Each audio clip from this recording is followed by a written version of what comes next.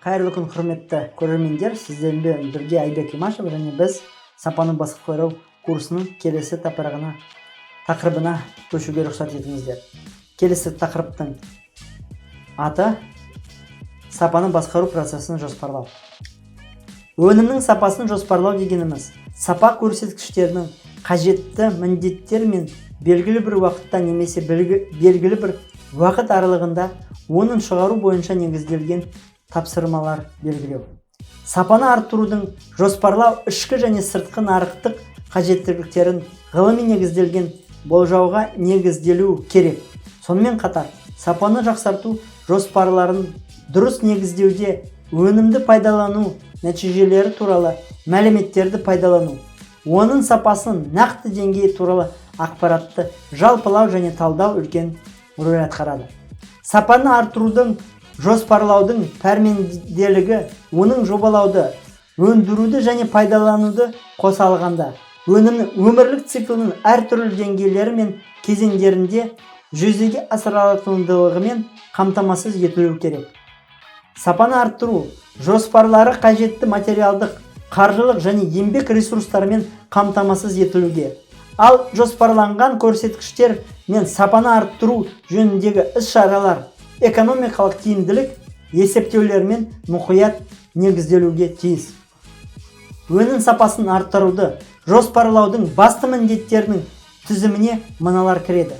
Өнімнің қасиеттерінің нарықтық, қазіргі және перспективалық қажеттіліктеріне барынша сәйкес келуін қамтамасыз ету.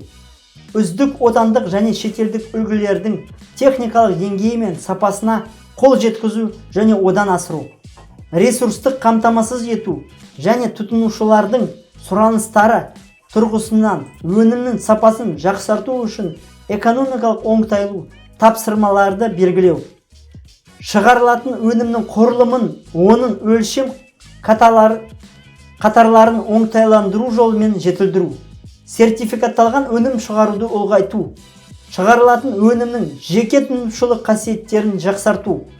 Моральдық ескірген және бәсекеге қабілетсіз өнімді уақытылы ауыстыру. Өндірістің қысқарту немесе өндірістен шығару. Стандарттардың, техникалық шарттардың және басқа да нормативтік құқықтарының талаптарын қатаң сақтауды қамтамасыз ету.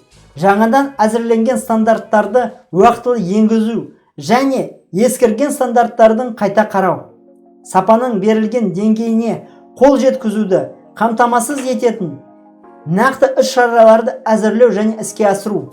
Өндірістің экономикалық тиімділігін арттыру және сапасы жақсартылған өнімдерді пайдалану. Өнімнің сапасын жоспарлау объектілері сайып келгенде оның және жеке қасиеттерінде жүйенің және сапаны басқару процестерінің әртүрлі сипаттамаларын көрсететін әртүрлі шаралар мен көрсеткіштер болып табылады. Бұл көрсеткіштер өнім сапасын жақсарту жөніндегі нақты тапсырмаларды ғылыми зерттеу және тәжірибелік конструкторлық жұмыстар, стандарттау және метрологиялық қамтамасыз ету, сапаны басқару жүйелерін енгізу, кәсіпорынды техникалық дамыту, кадрлар даярлау және тағы басқа жоспарларында көрініс табады. Өнім сапасын жақсартуды жоспарлаудың жалпы принциптеріне және жоспарлау әдістерін қолдануға негізделген.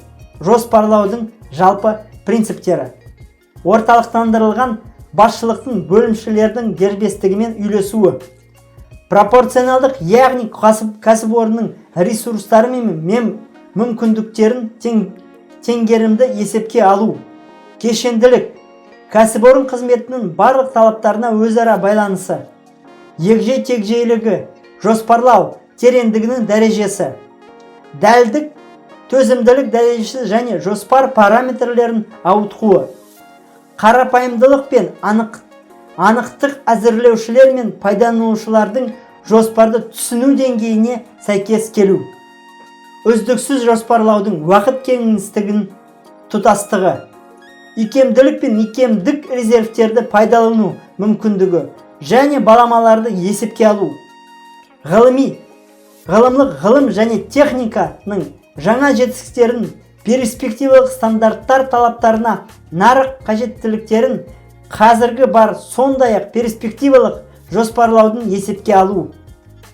Үнемділік, арақатынас, нысаналық нәтиже, шығындар позициясын жоспарлы қызметінің тиімділігі.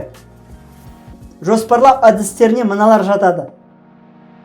Орындалатын жұмыстары бөлуге және пайдаланылатын ресурстарды элементтер мен өзара байланыстар бойынша топтастыруға, олардың неғұрлым тиімділік, өзара іс-қимыл жағдайларын талдауға және оның негізінде жоспарлардың жобаларын әзірлеуге негізделген есептеу талдамалық, эксперименттік тәжірибелік, өлшеулер мен эксперименттерді жүргізу және әзірлеу, сондай-ақ менеджерлердің жоспарлаушылық және басқа да мамандардың тәжірибесін есепке алу негізінде кәсіпорын басқарудың кіші жүйелерін, нормаларын, нормативтерін және модельдерін жобалау. Есеп беру статистикалық есептер, статистика және басқарудың ішкі жүйелерінің нақты жай-күйі мен сипаттамаларын өзгеруін сипаттайтын басқа да нақты ақпарат негізінде жоспар жобаларын әзірлеу. Қажетті сапа деңгейін қамтамасыз ету жөнінде жоспарлы қызметте жұмыстардың ерекше түрлері де қолданылады. Оларға тұтынушылардың талаптарына талдау, сұранысты зерттеу, шағымдарды талдау, перспективалық стандарттар мен нәтижелерінің талаптарын есепке алу, патенттік ақпаратты зерттеу, өнімді сертификаттауға қойылатын талаптардың өзгеруін есепке алу, жоспарлы есептеулерді жүзеге асыру, жоспарлы іс-шараларды байланыстыру. Жоспарлау кәсіпорын бөлімшелерінің жоспарларын оның жалпы стратегиясы мен жедел міндеттерімен байланыстырылады.